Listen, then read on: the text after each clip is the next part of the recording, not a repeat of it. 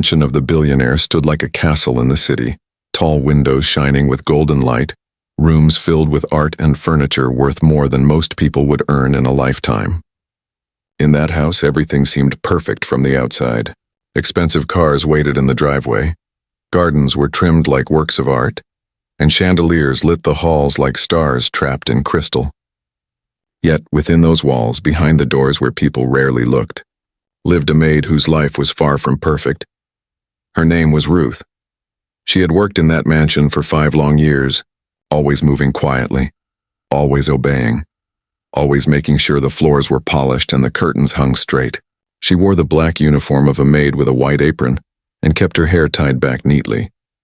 To the world she was invisible, one more servant in a house filled with wealth.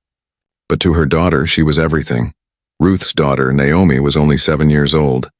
She was a child with bright eyes and a laugh that once filled rooms with light. But in the last year that laugh had grown weaker. Naomi was sick, very sick. The doctors spoke in words Ruth could hardly understand. But the message was always the same. Without treatment, Naomi's chances were slipping away. The hospital bills were higher than Ruth's yearly pay. Every day that passed without surgery was another day stolen from her child.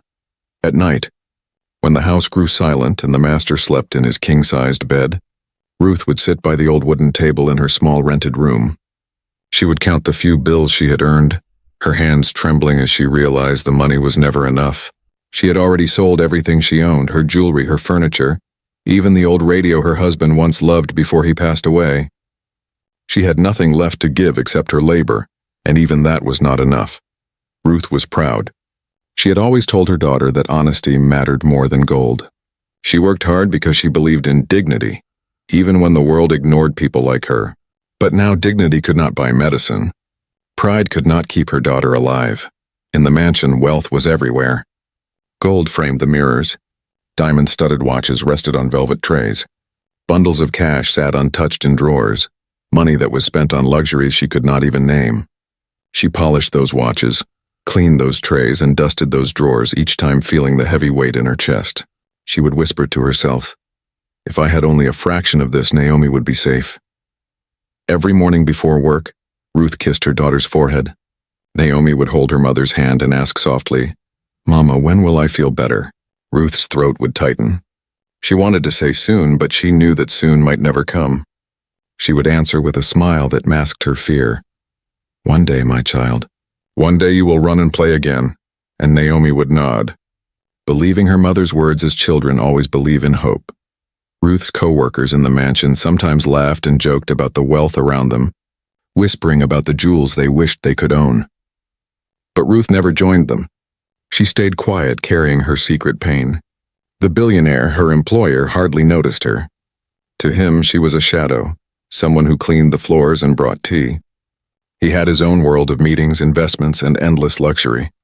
He did not see the tears that Ruth wiped away in the bathroom. He did not hear the prayers she whispered while scrubbing the marble floors. One evening, as Ruth was cleaning the master bedroom, she saw something she had never noticed before. The closet door was slightly open and inside was a safe. The door was not locked, only closed. She stepped closer, her heart pounding, curiosity pulling her forward. Slowly, she opened the heavy door and what she saw froze her in place. Stacks of cash were piled high. Neat bundles of green bills tied together like they were nothing more than paper. Shelves of silver bars gleamed under the light, and below them gold bricks were stacked like children's toys. Jewelry sparkled in trays, each piece worth more than a lifetime of her wages. It was wealth beyond imagination, locked away in a room where no one but the billionaire ever entered. Ruth's breath caught in her throat. She reached out her hand but stopped halfway, trembling. Her mind screamed at her, "This is not yours. Do not touch it." But then another voice whispered louder, "This could save Naomi." She closed the safe quickly and stepped back, pressing her hands against her chest as if to hold her heart from bursting. She left the room shaking, her footsteps hurried, her face pale. That night she could not sleep. She tossed and turned, hearing her daughter cough weakly beside her. Naomi's small body looked so fragile under the thin blanket. Ruth placed her hand on her child's chest, feeling the shallow rise and fall. Tears slid down her cheeks. The choice began to form in her heart. She did not want to think it, but she could not stop herself. The money in that safe was enough to buy life, enough to buy hope. She imagined Naomi laughing again, running in the yard, going to school, living the life she deserved. And all of it was locked behind a door she had already opened. Days passed and Naomi's condition grew worse. The doctors warned that without surgery soon, there would be no chance left. Ruth begged for more time, but time was the one thing she did not have. She worked her shifts at the mansion in silence, her eyes heavy with sleepless nights, her heart heavy with the choice she knew was waiting. One afternoon, while dusting the master's study, she saw a photograph on his desk. It was of his late wife, a woman who had died young, leaving the billionaire to raise his empire alone. Ruth stared at the photo and a strange thought struck her. Even with all his wealth, he had lost someone he loved. Money had not saved her. Did he ever feel the same helplessness she now felt? She wondered if he could ever understand the desperation of watching a loved one slip away. That night, Naomi's fever spiked. Her small hands clutched her mother's sleeve, her lips whispering, "Mama, I am so tired." Ruth's heart broke. She knew she could not wait any longer. She sat beside her daughter until she fell asleep, then wiped her tears, stood up and whispered to herself, "I will save you, my child, no matter what it takes." The next morning, Ruth entered the mansion with a decision burning in her chest. She worked her hours quietly, her face calm though inside she was trembling. When the evening came and the house grew quiet, she made her way back to the master bedroom. The closet door stood where it always had. She reached for the handle, her hand steady now. The safe was there, waiting. She opened it once more, and the glow of gold and silver filled her eyes. Her breath was heavy. She reached inside this time. Her fingers touched the cold bundles of money. She hesitated, but the image of her daughter's pale face gave her strength. With shaking hands, she pulled out a stack, then another, until she had enough to cover the hospital bills. She closed the safe, locked it, and whispered, "Forgive me." She carried the money close to her chest, her steps quick, her heart pounding louder than any sound in the mansion. She had crossed a line she never thought she would. She was a maid, a servant, an honest woman all her life. But tonight she was a thief, for love, for survival, for her child. Ruth walked out of the mansion into the night air, the world around her silent. She clutched the money like it was life itself. For the first time in weeks, she felt a spark of hope, but it came wrapped in fear. She knew discovery was inevitable. She knew the billionaire would notice. But in that moment, none of it mattered. Naomi's life was worth everything, and so began the story of a mother's desperate act. An act that would shake the foundations of power and wealth, and reveal a truth that shocked everyone. Ruth carried the stolen money close to her chest as if it were not paper, but the very breath of her daughter's life. The streets outside the mansion were quiet as she hurried home, her heart still racing with the fear that someone might see her, stop her, and expose what she had done. She kept glancing over her shoulder as if the shadows themselves were whispering about her crime. Yet when she reached her small apartment, all of that fear melted away at the sight of Naomi. The child was burning with fever, her breathing shallow and weak. Ruth dropped to her knees beside her daughter's bed, held her hand, and whispered through tears, "You will be fine now, my child. Mama has found a way." The very next morning, Ruth rushed to the hospital, clutching the bundles of money she had taken. She felt the eyes of the staff on her as she placed the bills on the counter, afraid that someone would question where it came from. But the receptionist only counted quickly, nodded, and called the doctors. Ruth's hands shook as she signed the papers, not from guilt, but from relief. For the first time, she felt hope taking root inside her heart. Naomi was wheeled away on a stretcher, her small hand reaching for her mother's until the last moment. Ruth stood frozen, tears filling her eyes, praying harder than she had ever prayed in her life. The hours that followed were some of the longest Ruth had ever endured. She sat in the waiting area, clutching her apron tightly, rocking back and forth as she whispered silent prayers. Her thoughts raced between fear and faith. Would Naomi survive? Would the billionaire discover what she had done?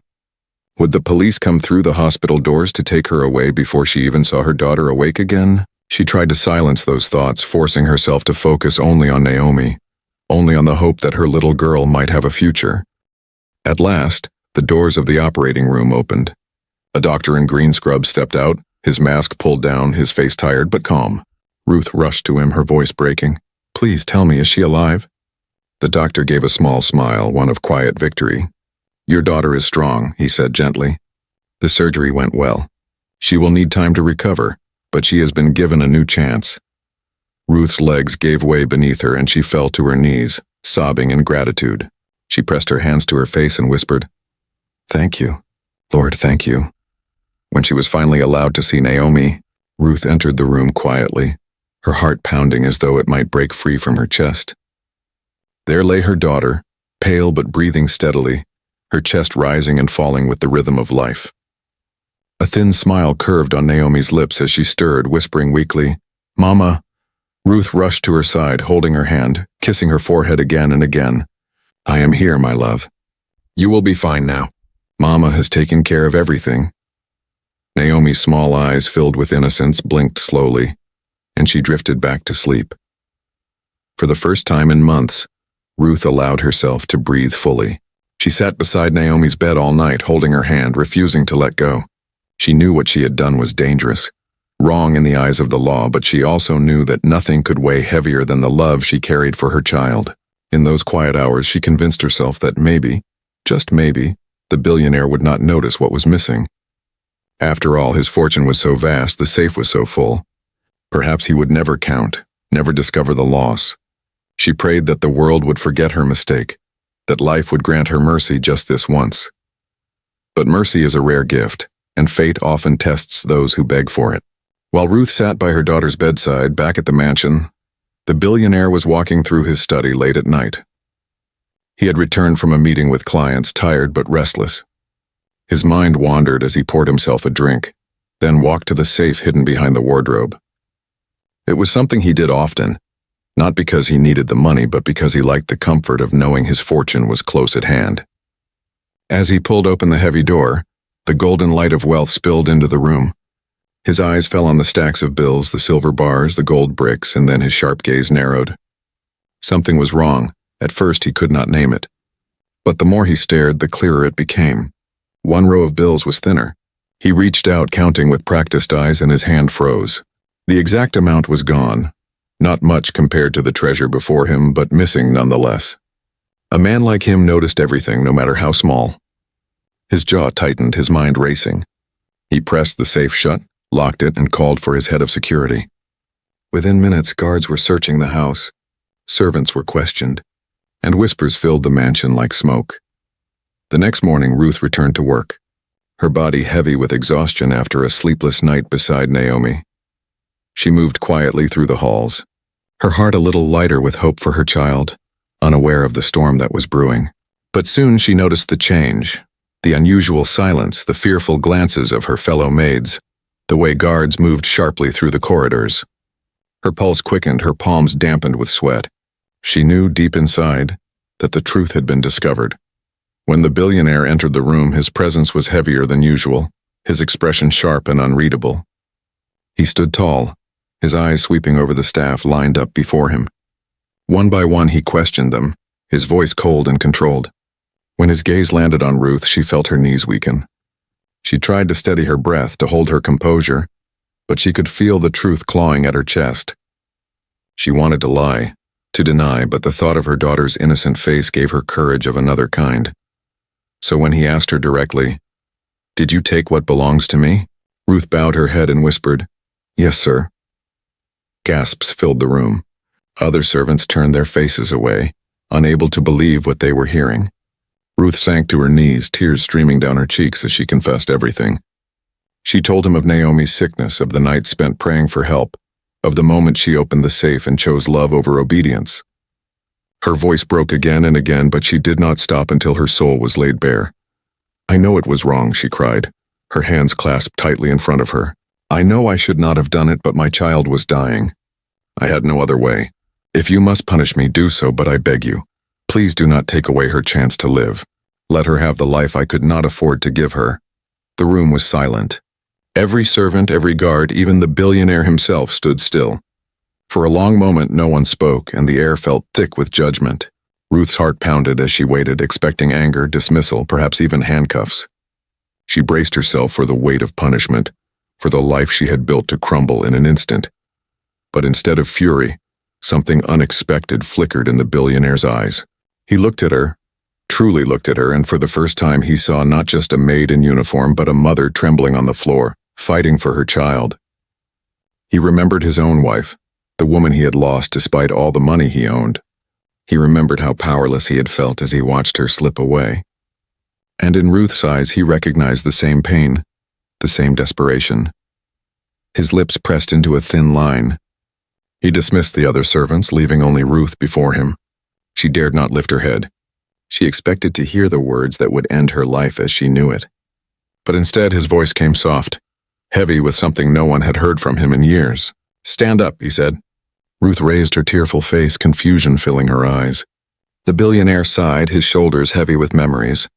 "What you did was wrong," he continued slowly. "But I cannot ignore the reason you did it." Ruth's breath caught in her throat. She could hardly believe what she was hearing. Her knees shook, her tears fell freely, and for the first time since the night she opened that safe, she felt a glimmer of hope. The decision that billionaire would make in the next moment would not only change Ruth's life, but would shock everyone who would one day hear the story. Ruth stood frozen before the billionaire, her confession hanging heavy in the air like smoke that refused to vanish. She expected rage, she expected shouting, perhaps even a call to the police. Her hands trembled, her knees ached from kneeling, but she did not move. She had accepted her fate the moment she touched the safe. But now that the truth was spoken aloud, the weight of it pressed harder against her chest. All she thought of in that moment was Naomi lying in a hospital bed, fragile and pale, breathing because of the money her mother had stolen. If she lost everything now, it would still have been worth it. Her daughter was alive, and that was all that mattered. The billionaire did not speak right away. His silence was more frightening than anger. His sharp eyes studied her face as if searching for something beyond her words. Ruth lowered her gaze, afraid to meet his eyes, afraid that her tears would only anger him further. But deep inside, beneath her fear, there was still a mother's strength. She told herself, "I did this for Naomi. I would do it again if I had to. No punishment could be worse than watching my child die." At last, the billionaire turned away, his voice calm but firm as he ordered the room to be cleared. Guards and servants filed out silently until Ruth was left standing alone with him. The quiet between them was heavy. He paced slowly, his hands behind his back, the weight of authority clinging to every step. Ruth clasped her hands together and whispered, "Sir, I beg you, do not punish my daughter for my sin. If you must take everything from me, do so, but let her live." Her words echoed in the vast room. The billionaire stopped pacing, his back still turned to her. His voice, when it came, was not loud but strangely tired. "Do you know what it feels like to watch someone you love fade before your eyes, knowing that all the money in the world cannot bring them back?" Ruth blinked, startled by the question. Slowly he turned, and she saw a shadow pass through his expression. "I lost my wife years ago. The finest doctors, the best medicine, nothing could save her. I had wealth, but I was powerless. I know what it is to feel helpless." Ruth's lips parted, but no words came. She had never thought of him as anything but untouchable, a man wrapped in luxury and pride. But now, for the first time, she saw pain etched into his features, a memory that had never left him. Her tears flowed faster as she whispered, "Then you know why I did what I did." The billionaire studied her face again, and then, to Ruth's surprise, he did not call for her arrest. Instead, he said quietly, "Take me to the hospital." Ruth's heart skipped. She hesitated, unsure if she had heard him correctly. But his tone carried no room for doubt. He wanted to see Naomi. She nodded, wiping her eyes, and led the way out of the mansion. The car ride was silent, the billionaire staring out the window, his thoughts hidden. Ruth sat nervously, twisting her apron in her hands, afraid of what would happen when he saw her daughter. When they arrived at the hospital, Ruth guided him to Naomi's room. The child was awake now, her small body weak but alive, her eyes blinking slowly as she tried to sit up. Ruth rushed to her side, holding her hand, kissing her forehead. Naomi's eyes brightened when she saw her. "Mama," she whispered. Then she noticed the tall figure standing near the door. Her innocent voice asked, "Who is that man?" Ruth hesitated, glancing at the billionaire. His face was unreadable. His sharp eyes softened only slightly as he stepped closer. For a moment he said nothing, just watched the frail child lying under thin sheets. Then he spoke, his voice low but steady. "I am someone who owes your mother more than I can ever repay." Naomi did not understand, but she smiled weakly, her small fingers curling tighter around Ruth's hand. Ruth swallowed hard, torn between gratitude and fear.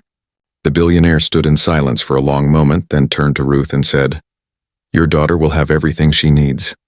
Doctors, medicine, care, whatever it takes. I will see to it." Ruth's eyes widened, disbelief flooding her. She shook her head, unable to accept such mercy. "Sir, please. I stole from you. I betrayed your trust. I do not deserve your kindness." But the billionaire cut her off, his tone firm. "You stole because you had no choice. You acted out of love. That makes you guilty, yes, but it also makes you brave. Do not speak of deserving. Speak only of what must be done." Tears spilled down Ruth's cheeks as she bowed her head, overcome with emotion. She whispered, "Thank you, sir. Thank you." Naomi, unaware of the depth of what had happened, smiled faintly at the kindness in his voice. The billionaire placed a hand lightly on Ruth's shoulder, just for a brief moment, and then stepped away. In the days that followed, true to his word, the billionaire arranged for the best care Naomi could receive. Specialists were called, treatments were scheduled, and the hospital staff moved with urgency, knowing who was funding it all. Ruth stayed by her daughter's side through it all, watching as color slowly returned to Naomi's cheeks, as strength began to return to her small frame. Every improvement was a miracle to her eyes, and every time Naomi smiled, Ruth felt as though her heart might burst. But with the relief came another struggle. Ruth's guilt did not fade. She knew the billionaire had forgiven her, at least outwardly, but she could not forgive herself. She remembered the moment she touched the money, the fear that coursed through her veins, the choice she had made in desperation. Each time she saw the billionaire visiting the hospital, speaking softly to the doctors, she felt a weight pressing against her. She wanted to repay him somehow, but she had nothing to give. The billionaire, on the other hand, seemed changed as well. His visits became more frequent, and not only to oversee Naomi's care. Sometimes he sat quietly in the room, listening to the child talk when she had the strength. Naomi, curious and innocent, asked him questions about his big house, about the gardens, about the stars she saw from her window. He answered with patience, something his staff rarely saw in him. Slowly, the walls around his heart, built high by years of loss and loneliness, began to crack. One evening, as Naomi slept peacefully, the billionaire spoke to Ruth in a voice that carried both sadness and hope. "Do you know why I was so quick to notice the missing money?" Ruth lowered her gaze, shaking her head. He continued, "Because I open that safe often. Not because I need what is inside, but because it reminds me of how empty it all is. I count it, I look at it, but it gives me nothing. And yet you risked everything for just enough to save your child. Perhaps I have been blind to what real wealth means." Ruth's eyes filled with tears again, not from shame this time, but from the strange comfort in his words.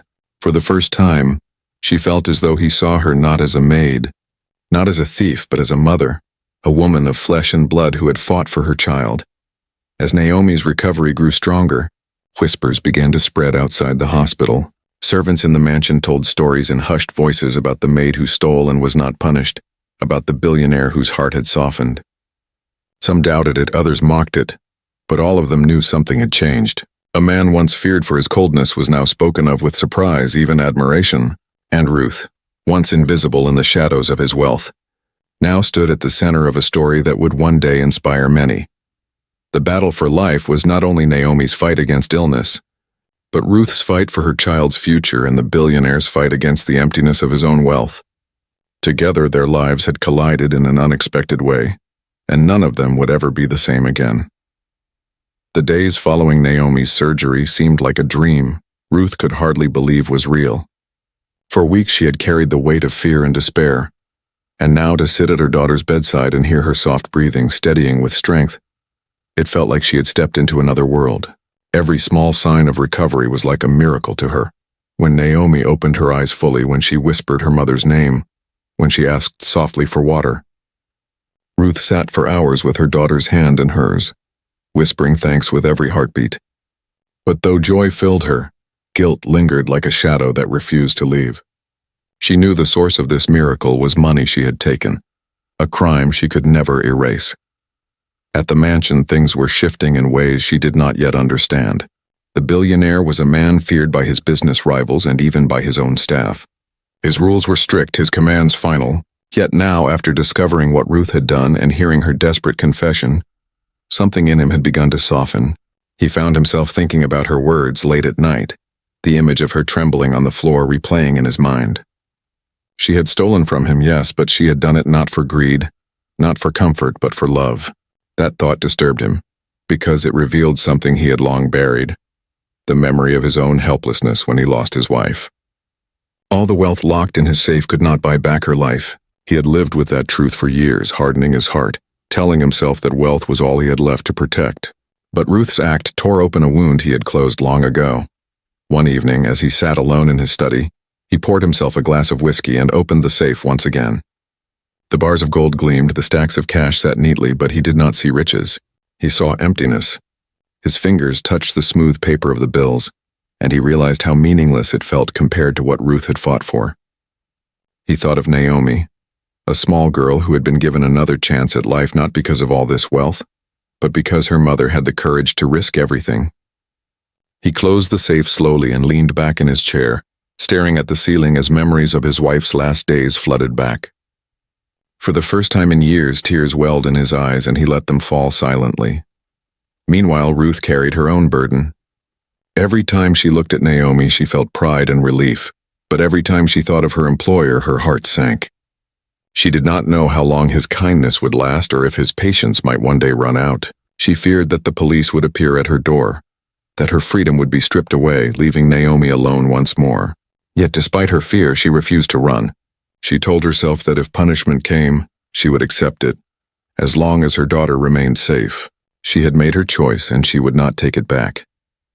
When the billionaire visited the hospital again, Ruth felt her stomach twist. He walked into the room with his usual sharp presence, but there was something different in his eyes, something less cold. Naomi, sitting up slightly in her bed now, smiled when she saw him. "Hello, sir," she whispered in her small voice. The billionaire's lips curved into the faintest smile, one Ruth had never seen before. "How are you feeling, little one?" he asked gently. Naomi nodded. "Better. Mama says I will run again soon."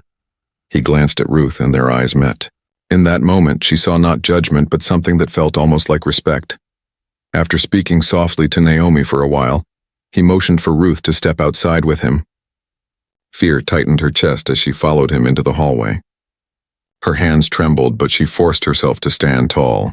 He looked at her for a long time before speaking.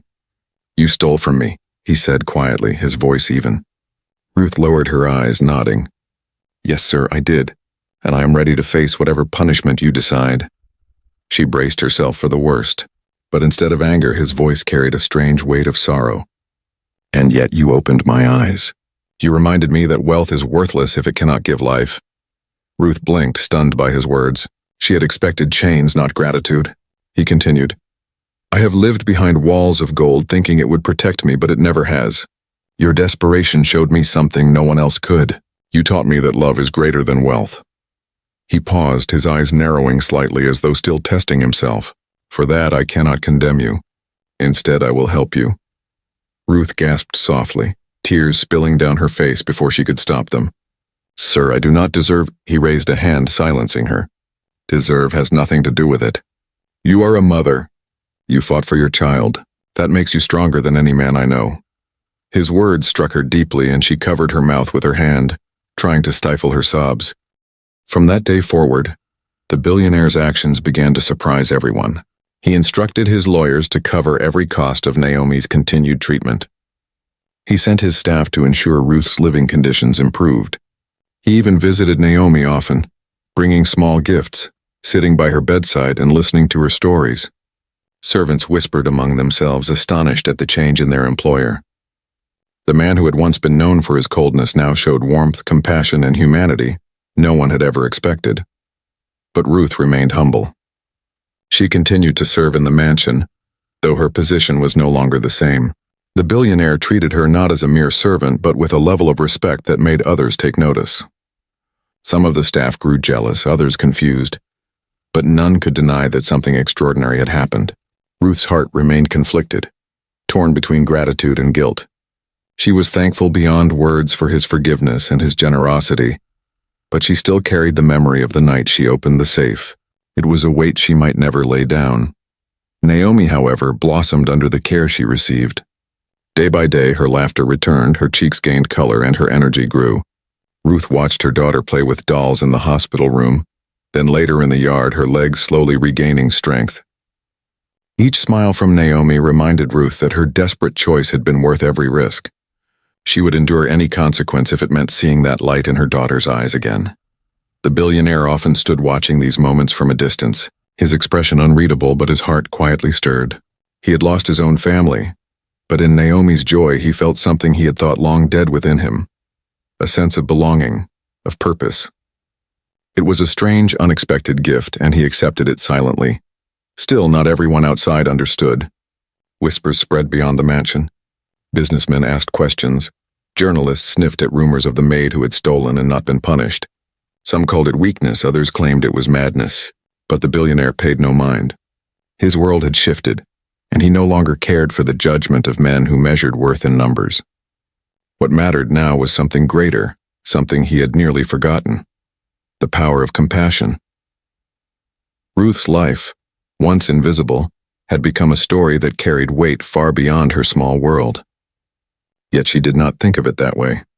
To her, it was simple. She was a mother who had fought for her child, and she would keep fighting, no matter what came next. She did not know then that her journey, and the billionaire's transformation, was only beginning.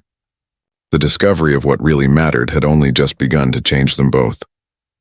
The mansion stood tall and silent under the moonlight, a symbol of power and wealth that had always kept its secrets hidden. But inside those walls, change was unfolding in a way no one could have predicted. Ruth had confessed her theft. The truth had been laid bare, and instead of punishment, there had been mercy. Yet what happened next was something that no one, not even Ruth herself, could have imagined. The billionaire, a man feared for his sharpness and admired for his fortune, made a decision that would shock every servant, every business partner, and eventually the world beyond his gates. It began quietly. Ruth returned to work after Naomi had grown strong enough to walk again, though her heart was still heavy with guilt. She expected to be watched closely, expected to hear whispers behind her back, expected perhaps even to be dismissed. Instead, she found that her duties had changed. No longer was she sent to scrub the floors or polish silver. Instead, she was asked to manage household details, to organize staff schedules, and even to keep the records of supplies. The tasks were lighter, but they carried more trust. At first, Ruth resisted, thinking it a mistake, but when she approached her employer with uncertainty, he looked at her and said simply, "You have proven you can carry responsibility greater than any of them. You risked everything for love. I trust you more than I trust those who have never been tested." The words left Ruth speechless. She bowed her head, unable to reply, and returned to her duties with trembling hands. Day by day, she realized the billionaire was not simply forgiving her, he was lifting her up. The other staff noticed. Some whispered that he had gone mad. Others said he was bewitched by pity. Yet none could deny the truth. Ruth was no longer invisible. She was seen. Naomi's recovery continued with astonishing speed. The doctors, paid by the billionaire's generosity, provided care that Ruth could never have imagined. Naomi began walking again, first slowly, then with more strength, until she could run in the gardens outside the hospital. Ruth would watch her with tears of joy, whispering prayers of gratitude. Every laugh, every smile from her daughter was a reminder that the risk she had taken had been worth everything. Still, she carried the memory of her crime in her heart, never forgetting the night she opened that safe. She told herself that even if the world forgave her, she would never forgive herself completely. One evening, the billionaire called Ruth to his study. She entered nervously, her hands folded, her eyes lowered in respect. He gestured for her to sit, something he had never done before. The room was quiet except for the ticking of the clock on the wall. After a long pause, he spoke. "Ruth, I have been thinking much about what happened. About you, about your daughter, about myself." His voice was steady but softer than usual. Ruth listened, her heart pounding, afraid of what might come. He continued, "For years I believed my wealth was my shield, my only strength. I locked it away, I guarded it, and I counted it like it mattered more than life itself. But when I lost my wife, it did nothing for me. I told myself it was all I had left, so I built walls of gold around my heart, and then you, with nothing but your courage, tore through those walls." Ruth blinked back tears, unable to speak. The billionaire leaned forward, his gaze steady. You stole from me, yes, but you gave me something far greater in return. You reminded me what it means to love, what it means to fight for someone. I cannot let that go unnoticed." She shook her head, her voice breaking. "Sir, your mercy is already more than I deserve. Please do not give me more than that. I am only a maid." But he interrupted firmly, "No, you are not only a maid. You are a mother who risked everything, and that makes you greater than any title. From this day forward, you will not serve in this house as a servant. You will serve as a steward, someone I rely on, someone I respect." The word struck Ruth like thunder. She gasped, covering her mouth with her hand, unable to believe what she had heard. A steward was not a maid. A steward was trusted, honored, given authority in the household. It was a position beyond anything she had dreamed. She tried to protest, but the billionaire silenced her with a look. "This is my decision," he said firmly. "And one more thing, your daughter's education, her future, her every need will be covered. She will never want for anything again." Ruth fell to her knees, tears pouring down her face as she whispered, "Thank you, sir. Thank you." Her voice cracked with emotion, her heart overwhelmed by the weight of his mercy. She felt unworthy, yet she knew this decision would change not only her life but Naomi's forever. When the other staff heard, shock rippled through the mansion. Some could not understand how the master could lift a thief so high. Some whispered behind closed doors, calling it foolishness.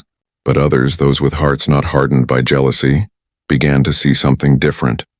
They saw a man once feared for his coldness becoming a figure of compassion. They saw a servant once invisible rising into dignity. They saw a story that carried the power to inspire. News began to spread beyond the mansion as well. Stories of the billionaire's unusual kindness leaked into the city. Journalists wrote about his charitable acts, about the foundation he quietly began to build for children in need. His empire, once known only for ruthless business, was gaining a new reputation, for mercy, for compassion, for change. And at the center of it all was Ruth, the woman whose desperate act had sparked it.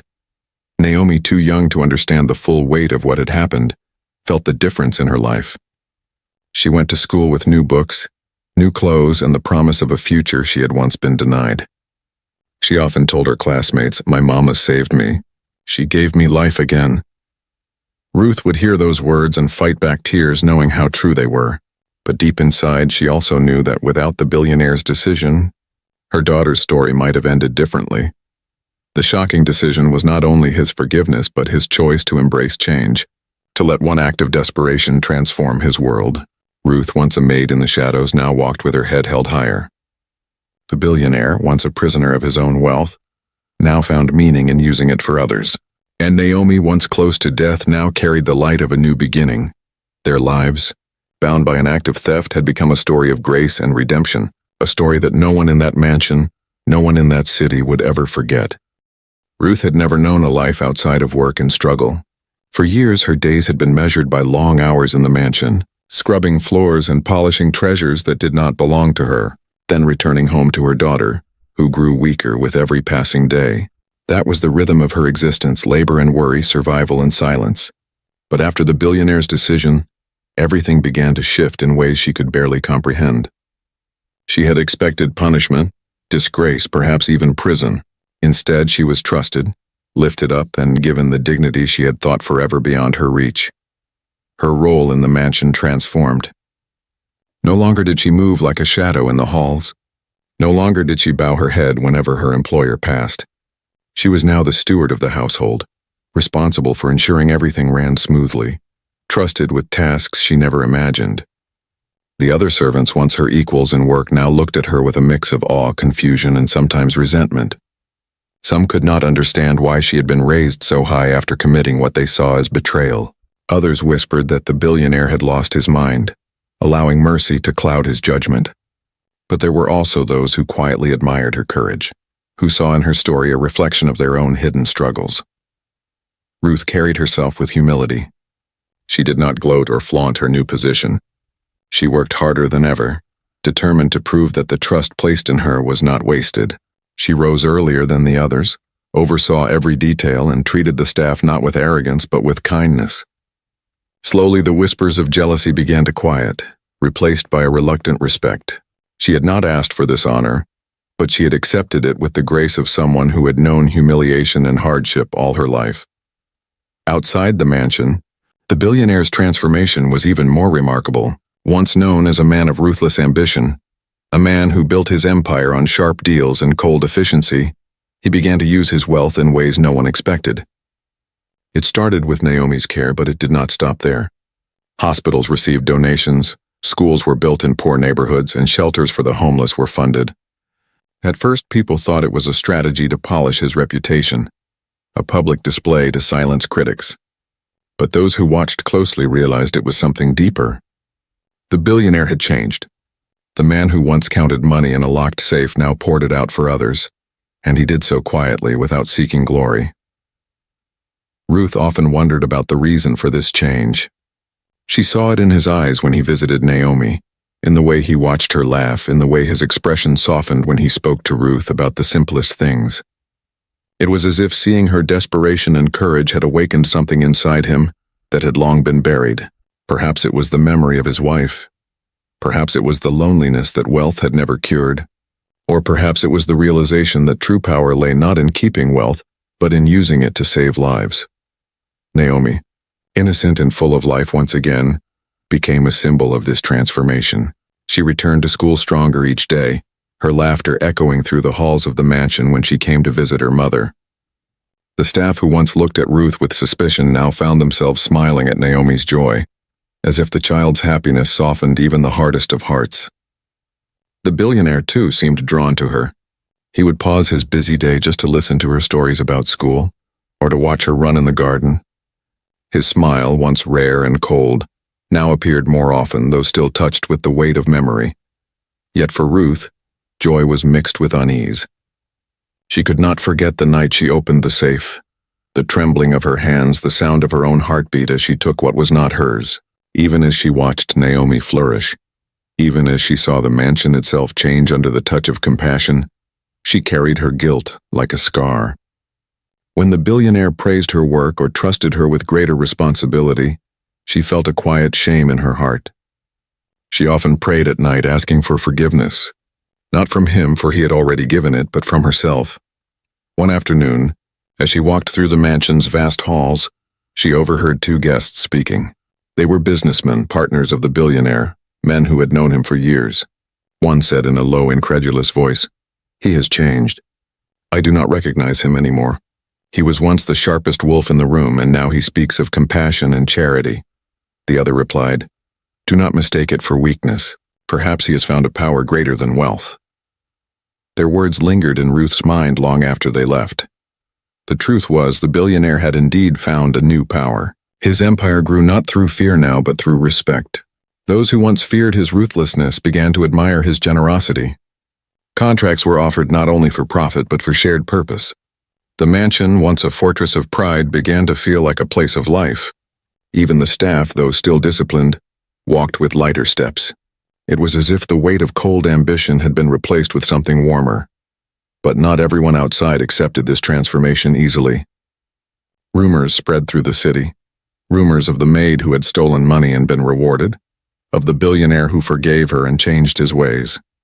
Some accused him of foolishness, of letting sentiment control his judgment. Others admired him, calling it wisdom, calling it humanity. Ruth tried to ignore the whispers, but she knew the story was no longer just hers.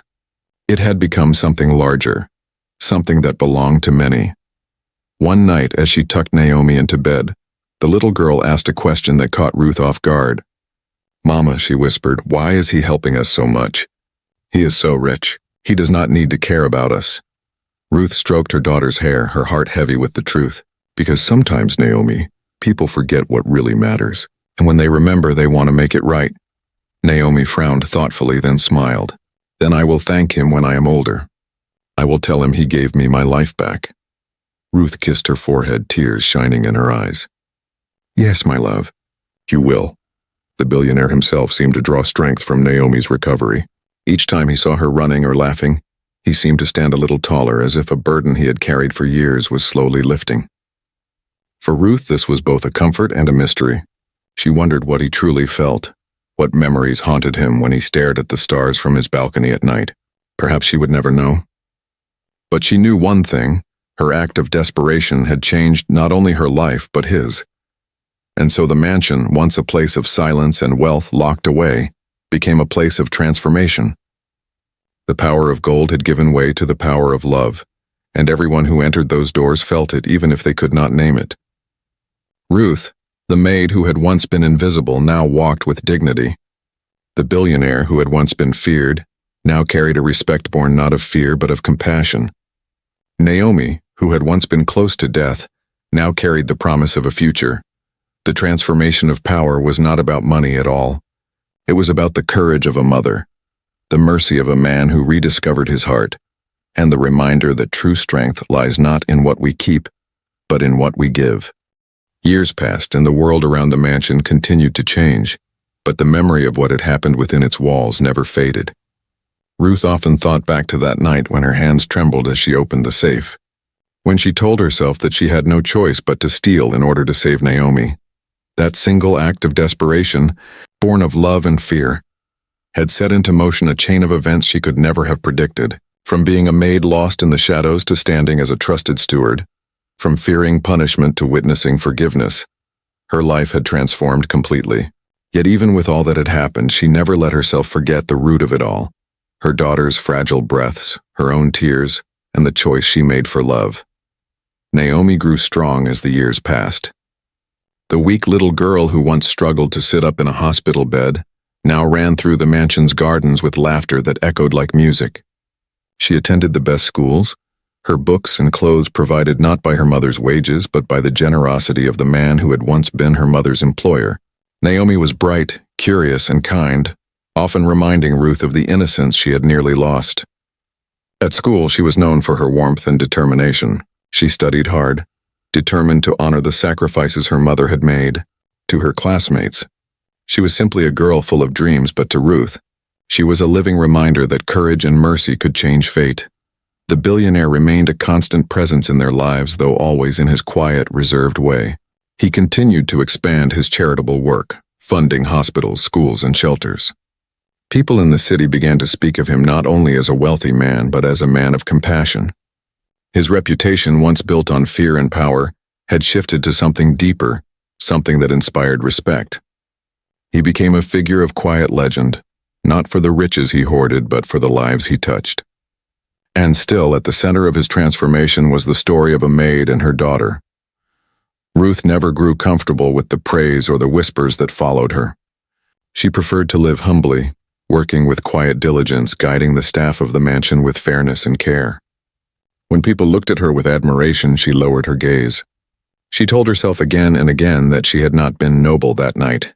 She had been desperate. She had stolen because she had no choice. Yet over time, she began to see that desperation could sometimes be the seed of something greater. Her act had not only saved Naomi, but had softened the heart of a man who had long ago closed himself to the world. One afternoon, years later, Naomi approached her mother with a question that made Ruth's heart ache. "Mama," she asked softly, "is it true you once stole from him?" Ruth froze, her breath catching in her chest. She had never spoken of it openly, never wanted her daughter to carry the weight of her sin. But children grow and they hear whispers. Ruth sat down, pulling Naomi close, and nodded slowly. "Yes, my love, I did. I stole, and it was wrong. But I did it because you were dying, and I was afraid of losing you. I would have given my life if it meant saving yours."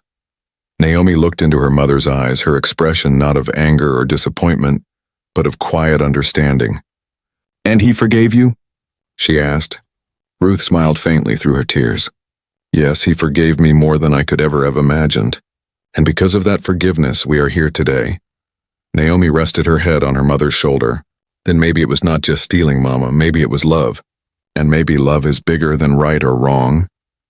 Ruth held her tightly, her tears soaking into her daughter's hair, and whispered, "Perhaps you are right." As Naomi grew into a young woman, she carried her story proudly, not as a tale of shame, but as a lesson in courage and compassion. She often told her friends, "My life was saved twice, once by my mother's love and once by a man's forgiveness."